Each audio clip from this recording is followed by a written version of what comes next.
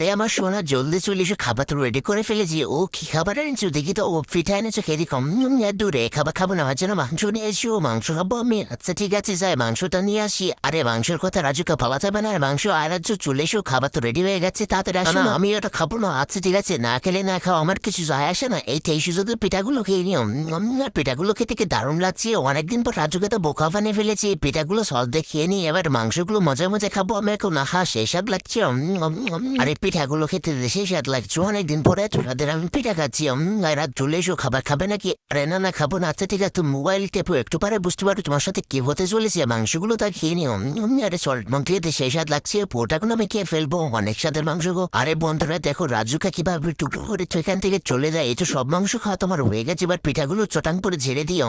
পিঠাগুলো খেতে কি দারুণ লাগছে। এই তো হয়ে গেছে, এবার পিঠাগুলো খেয়ে চটাং করে কেটে পড়বো আমি মজা মজা। এই তো সব পিঠা তো খাওয়া আমার হয়ে গেল। রাজু এবার তুমি চলে এসো, আমি চলে গেলাম। রাজু আমার সোনা প্রাণের শাখা, তুমি চলে এসো, আমি চলে গেলাম। ও ঠিক আছে, আপত্তি বিদায় হয়েছে। এবার মজা মজা খাবার কি ব্যাপার? খাবারগুলো গেল কোথায়? আরে সব ঝেড়ে পালিয়ে গেছে ডাইনিং টাকে। সুন্দর নামটার জন্য লাইক সাবস্ক্রাইব করে যাবে।